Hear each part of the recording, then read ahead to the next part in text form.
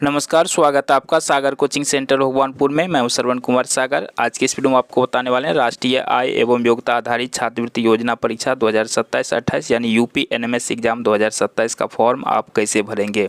तो फॉर्म भरने के लिए आपको जाना है गूगल में, टाइप करना है intdata.co.in। ये लिख करके सर्च कीजिएगा, आपको ये वेबसाइट मिल जाएगा। ठीक है, इस वेबसाइट पे आने के बाद यहाँ पर अगर आपको नोटिस पढ़ना है तो इस पर टच करेंगे तो आप देखिए ये पूरा जानकारी इसमें दिया गया है कि कब से कब तक आवेदन होगा, एग्ज़ाम कब होगा, और ये सब पिछले वीडियो में हम आपको इसके बारे में बता चुके हैं। तो उम्मीद है आप लोगों ने पिछला वीडियो ज़रूर देखा होगा। चलिए फिर से आपको पुनः शॉर्टकट में बता देते हैं कि कब से कब तक आवेदन का डेट है। तो आवेदन आज यानी 18 अगस्त 2026 से शुरू हो रहा है और फॉर्म भरने का जो लास्ट डेट है वो है 16 सितंबर 2026। तो इसके बीच में आपको ऑनलाइन आवेदन कर लेना है। ठीक है, तो यहाँ पे फॉर्म भरने के लिए यहाँ पे देखिए लिखा हुआ है फॉर्म एनएमएस 2027-28। तो इस पर क्लिक करेंगे। जैसे इस पर क्लिक करेंगे देखिए फॉर्म खुल करके आपके सामने आ जाएगा। तो यहाँ पर क्या क्या करना है सारा इसमें जानकारी दिया गया है। तो चलिए आपको एक एक चीज़ को बताते हैं, लेकिन आपसे एक रिक्वेस्ट होगा कि पहले इस वीडियो को पूरा देखिएगा, समझ लीजिएगा, उसके बाद आवेदन करना शुरू कीजिएगा। ठीक है, क्योंकि मिस्टेक कहाँ होती है कि कई सारे स्टूडेंट क्या करते हैं कि शुरू से वीडियो देखना चालू करते हैं और जैसे जैसे बता रहे हैं वैसे वैसे वो फॉर्म भरने लगते हैं। लेकिन इसमें देखिए डॉक्यूमेंट्स सब अपलोड करना होता है। तो पहले आपको वो डॉक्यूमेंट्स रेडी करके रखना होगा, फ़ोटो सिग्नेचर ये सब रेडी करके रखना होगा। सबका साइज़ अलग अलग होता है। ठीक है, तो पहले आप पूरा जानकारी ले लीजिए कि क्या क्या आपको लगेगा और जितना चीज़ का उसमें ज़रूरत है सब आप रेडी करके रखेंगे, उसके बाद आप फॉर्म भरेंगे। तो इसलिए पहले पूरा वीडियो देखिए। ठीक है, समझ में आ जाए तो खुद से भरिएगा, समझ में नहीं आए तो किसी साइबर कैफ़े में जा कर के फॉर्म ऑनलाइन करवा लीजिएगा। ठीक है, तो चलिए देखते हैं क्या क्या इसमें आपको जानकारी भरना होता है, कैसे भरना होता है। तो सिंपल है, आपको प्रोसेस बताया अभी किस तरह से करना है। तो यहाँ पे फॉर्म आपके सामने आ चुका है। यहाँ पे देखिए स्टेप 1 में क्या है, यहाँ पे आवेदन करने का लास्ट डेट आप देख सकते हैं 16 सितंबर 2026 तक है। 1 नवंबर को आपका एग्ज़ाम होना, 1 नवंबर 2026 को एग्ज़ाम है। ठीक है, तो यहाँ पे पहला स्टेप में रजिस्ट्रेशन करना होता है। दूसरा स्टेप में स्कूल सर्टिफिकेट। ठीक है, कहाँ से मिलेगा ये आगे आपको बताएंगे, इसलिए कह रहे हैं कि पूरा वीडियो पहले देखिए।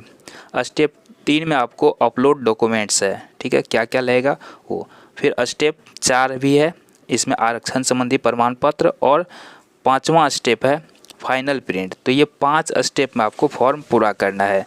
तो चलिए एक एक स्टेप को आपको बताते हैं। ठीक है, यहाँ पे देखिए प्रवेश पत्र यानी एडमिट कार्ड जो है परीक्षा से 5-7 दिन पहले जारी किया जाता है। चलिए ये भी आपको बताएं दिए। तो यहाँ पर पहला स्टेप क्या है, रजिस्ट्रेशन। ठीक है, तो रजिस्ट्रेशन पर जैसे ही क्लिक करेंगे तो यहाँ पे देखिए इस तरह से फॉर्म आपके सामने आएगा। कुछ जानकारी यहाँ पर दी गई है, इसको आपको पढ़ना है। ठीक है, इसमें सारी जानकारी दी गई है, तो पहले आप इसको पढ़ेंगे। ठीक है, इसको पूरा पढ़ लीजिएगा, सारा जानकारी यहाँ पे दिया गया है। बिना पढ़े आगे मत जाइएगा, क्योंकि इसमें जो जानकारी दिया गया है तो आप इससे सहमत है कि नहीं ये पूछा जाता है। तो देखिए यहाँ पे क्लास 7th में आपको 55% नंबर आना चाहिए कम से कम। अगर आप SC ST से हैं तो 50% भी है तो काम चल जाएगा। बाकी जनरल OBC को कितना चाहिए, कम से कम 55%। ठीक है, सरकारी स्कूल का विद्यार्थी होना चाहिए। माता पिता का सालाना आय 3.5 लाख रुपया से कम होना चाहिए। ठीक है, और ये परीक्षा होता है वो आपके ज़िला में ही होता है। आवेदन करने का तिथि है 18 अगस्त 2026 से 16 सितंबर 2026 तक। 1 नवंबर को परीक्षा है। ऐसे पूरा जानकारी यहाँ पे दिया गया है, इसको पढ़ लीजिएगा। पढ़ने के बाद ठीक है, इसको जब पढ़ लीजिएगा समझ में आ जाए तो यहाँ पर देखिए मैं सहमत हूँ, यहाँ बॉक्स लगाया गया है। तो इस बॉक्स में आपको सही का चिन्ह लगा देना है। जैसे ही सही का चिन्ह लगाएंगे आपके सामने यहाँ पे फॉर्म खुल करके आ जाएगा। इसमें क्या क्या ध्यान रखना है कि देखिए यहाँ पे फॉर्म में कह रहा है कृपया अभ्यर्थी का नाम, पिता का नाम और जन्म तिथि वही भरे जो आधार कार्ड में है। ठीक है, तो आप अपना आधार कार्ड रखेंगे और उसमें जो स्पेलिंग है, डेट ऑफ बर्थ है आपके माता पिता का और आपका सेम टू सेम वही चीज़ भरना आधार कार्ड के अनुसार। ठीक है, यहीं पर विद्यार्थी मिस्टेक करते हैं, अपना नाम भर देते हैं और बाद में पता चलता है मेरे आधार कार्ड में ये है, मेरा नाम ये है, और वहाँ पे फंस जाता है ना। तो इसलिए वो गलती नहीं करना है। आपके आधार कार्ड में जो है तो उसके अनुसार भरिएगा। यहाँ हो सकता है बहुत सारे स्टूडेंट के आधार कार्ड में मिस्टेक हो, गलती हो, तो आप पहले आधार कार्ड सुधार करवा लीजिए। स्कूल में जो नाम है, जो डेट ऑफ बर्थ है, उसके अनुसार आधार कार्ड में होना चाहिए और फिर जो आपके आधार कार्ड में है उसके अनुसार फॉर्म भरिएगा। तो ये चीज़ ध्यान में रखिएगा।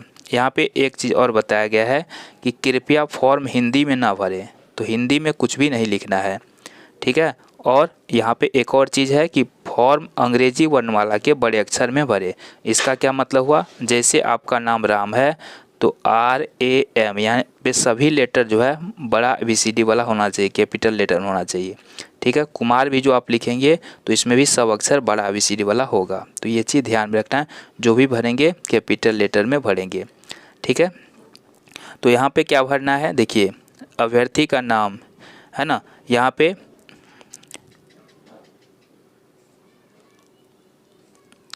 कह रहा है do not write KM Kumari in start of name. Kumar Kumari यहाँ पे नहीं लिखना है शुरू में। जैसे बहुत सारे स्टूडेंट क्या करते हैं, जैसे किसी का नाम है, पिता का नाम है राजेश कुमार, तो वो लिखते हैं मिस्टर राजेश कुमार। तो ये मिस्टर, मिसेज, ये सब आपको नहीं लिखना है, ठीक है। श्री, श्रीमती, ये सब चीज़ नहीं लिखना है। जो नाम है बस उतना ही लिखना है, ठीक है, याद रहेगा। यहाँ पे जो नाम आधार पे है विद्यार्थी का, वही नाम यहाँ पे लिखिएगा। जैसे नाम है रानी कुमारी तो RA, यहाँ पे सब एक अक्षर कैपिटल में लिखिएगा, ठीक है। यहाँ पे टच करेंगे तो यहाँ देखिए लिखने के लिए आपका कीबोर्ड आ जाएगा, तो इस तरह से यहाँ पे कैपिटल में आपको भरना है, ठीक है। तो ऐसे करके फिर स्पेस देंगे, फिर इस तरह से आगे लिखना है। तो जो भी नाम रहेगा उस तरह से लिख दीजिएगा। फिर आधार संख्या तो 12 अंकों का होता है, तो वहाँ पे 4 अंक करके 4 अंक इसमें, 4 अंक इसमें, 4 अंक इसमें लिखिएगा। फिर से आधार नंबर लिखिएगा।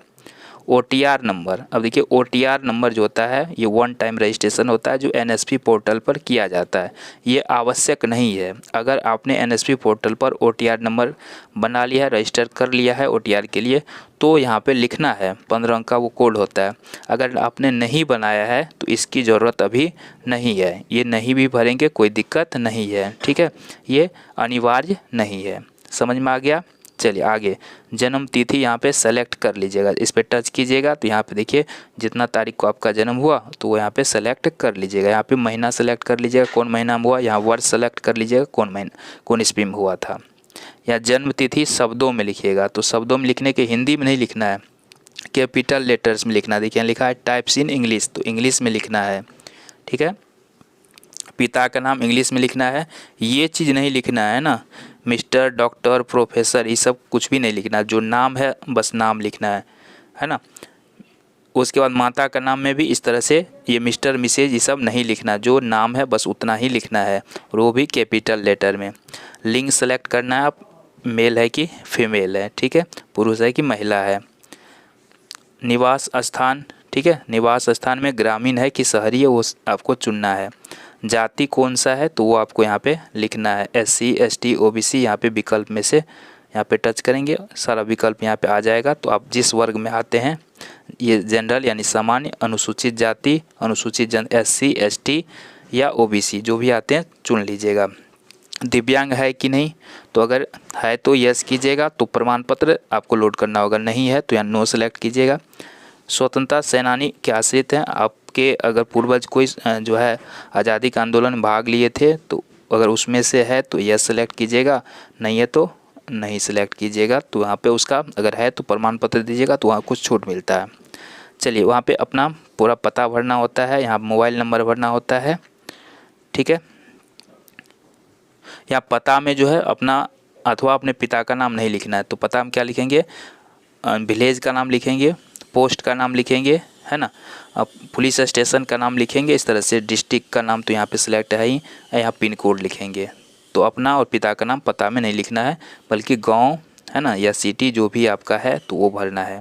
उसके बाद यहाँ मोबाइल नंबर डालिएगा। ईमेल आईडी आपको लिखना होगा, जो मान्य है, सही है, वो वाला ईमेल आईडी। ईमेल आईडी आप अपना खुद का बनवा सकते हैं, वो डाल सकते हैं, नहीं है तो अपने माता या पिता जिसका भी बना है, दीदी भैया का, वो डाल सकते हैं। लेकिन आपका खुद का रहेगा तो वो बेहतर है, तो आप बना सकते हैं। मोबाइल से बन जाता है, 2 मिनट का काम है, ठीक है, तो खुद से बना सकते हैं। चलिए उसके बाद लैंडलाइन नंबर जो टेलीफोन नंबर होता है तो दीजिए, नहीं तो कोई दिक्कत नहीं है। ठीक है। स्कूल का नाम यहाँ पे भरना है, किस स्कूल में आप अभी पढ़ रहे हैं। यूडाइस कोड स्कूल का यहाँ पे डालना होगा। विद्यालय से पता कर लीजिएगा आपकी स्कूल का यूडाइस कोड क्या है। किस गांव में या शहर में है आपका विद्यालय। तहसील यानी कि अनुमंडल कहाँ आपका वो लिखना है। ब्लॉक किस प्रखंड में है वो लिखना है। जिला कौन सा है। पिन कोड क्या है। ठीक है।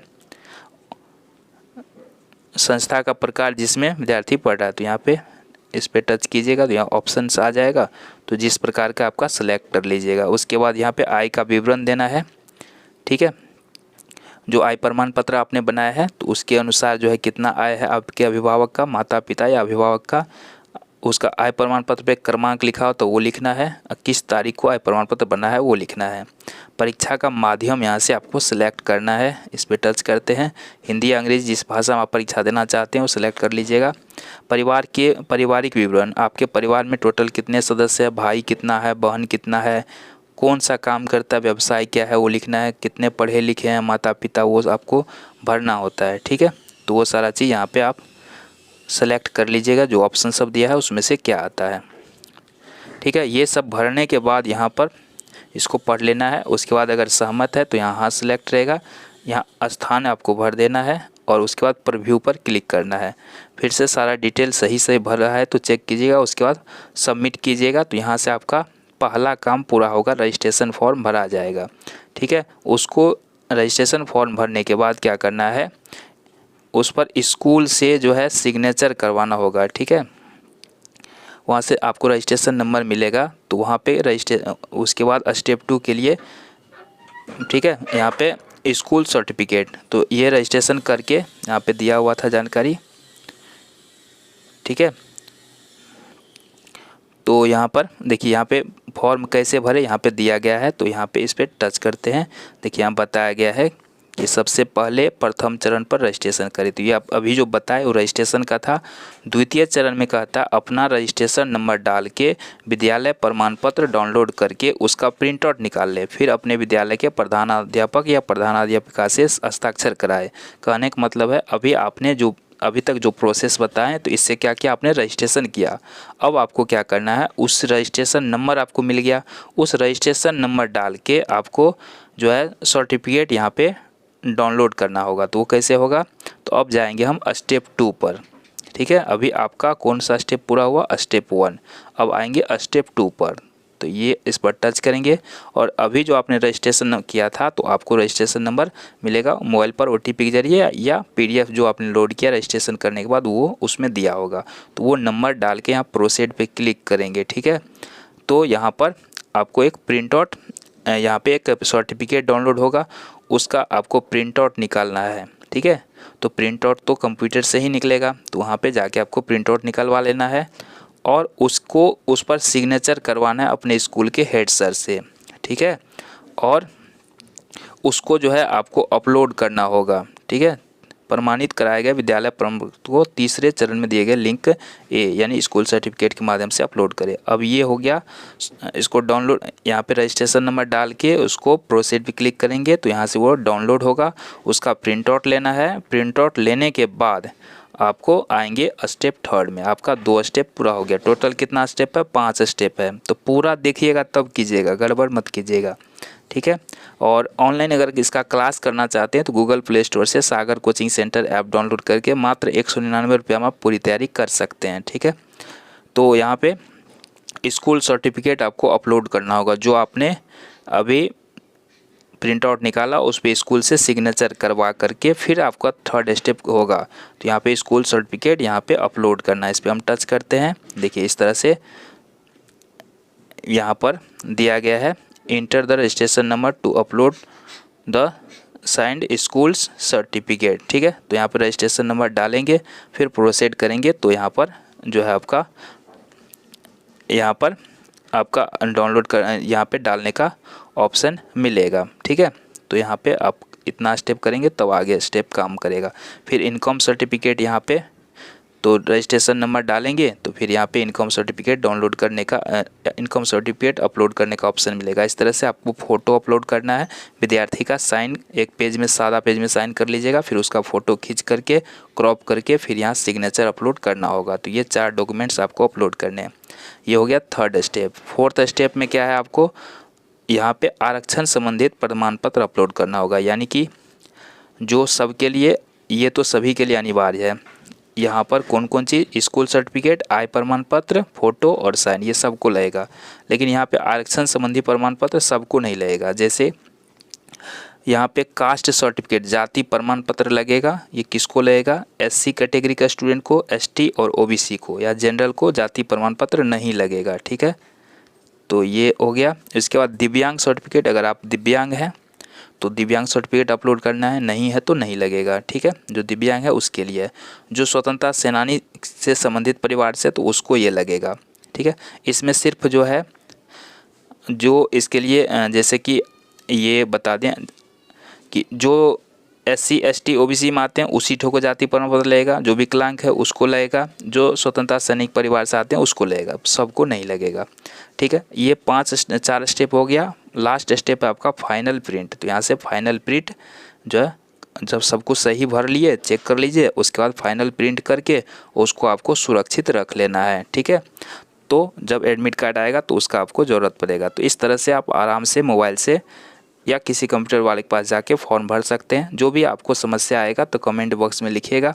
तैयारी करने के लिए चैनल को सब्सक्राइब ज़रूर कर लीजिएगा। धन्यवाद।